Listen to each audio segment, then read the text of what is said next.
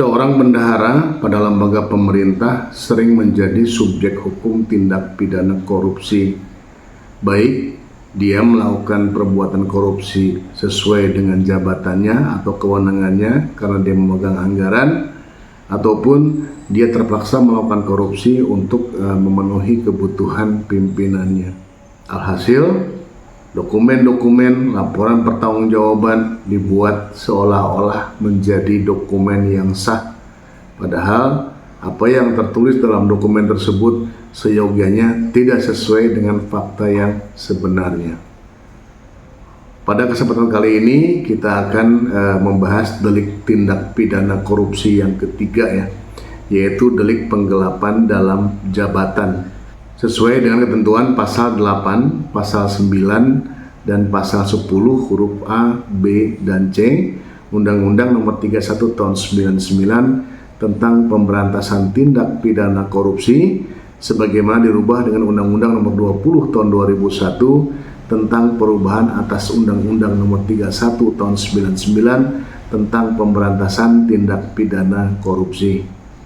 Apa saja contoh jenis delik penggelapan dalam jabatan dalam perkara korupsi? Mari kita simak ulasannya.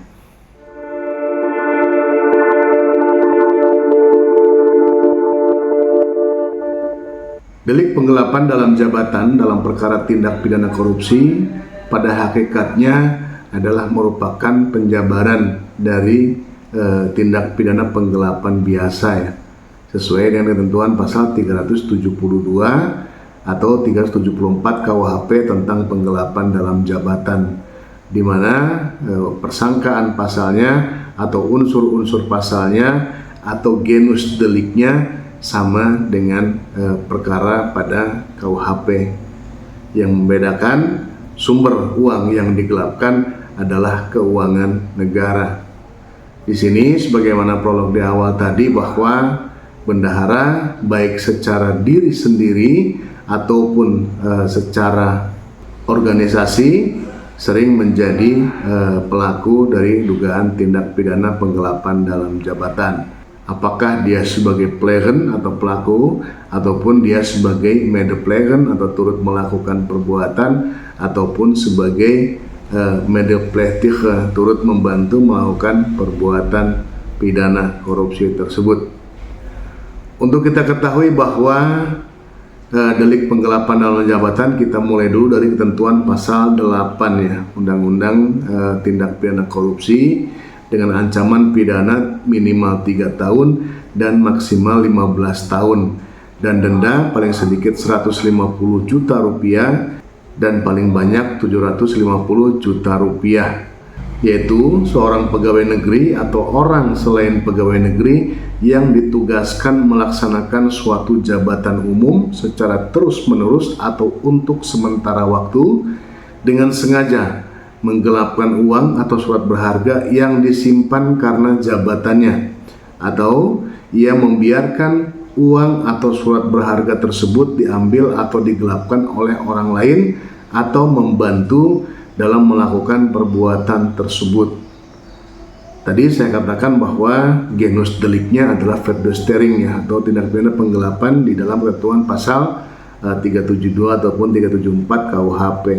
Ini pun sama, harus ada klausa barang yang ada padanya bukan hasil kejahatan, yaitu barang yang ada padanya disimpan karena kedudukan atau jabatannya. Kemudian setelah menguasai barang, muncullah dia niatnya untuk melakukan penggelapan atas barang atau uang yang disimpan karena jabatannya tersebut.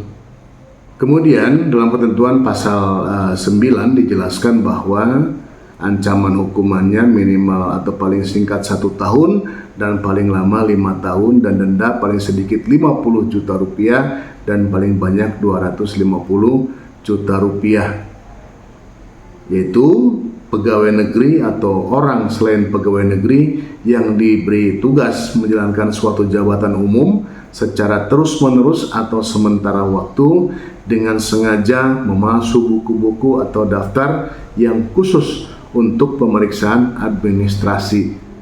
Di sini jelas bahwa ketika seorang bendahara menggunakan uang milik negara yang sudah dikuasainya, baik untuk kepentingan pribadi ataupun untuk kepentingan pimpinannya ataupun organisasinya, jelas dia efeknya adalah akan melakukan suatu pemalsuan terhadap laporan pertanggungjawaban keuangan atau LPJ, sehingga LPJ-nya akan dibuat seolah-olah bahwa uang itu dipergunakan sesuai dengan DPA SKPD, misalnya dokumen pelaksanaan anggaran Satuan Kerja Perangkat Daerah, padahal faktanya uang tersebut tidak digunakan untuk itu. Atau bisa juga terdapat markup ya, dimana misalnya pada saat pembelian ATK dia meminta bon yang kosong kepada toko ATK tersebut, kemudian barangnya yang dibeli 1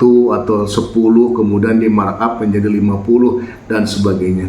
Di sini terdapat pemalsuan dokumen pada laporan pertanggungjawaban keuangan dan masuk ke dalam kategori ketentuan pasal 9, yaitu memalsu buku-buku atau catatan untuk kepentingan pemeriksaan administrasi.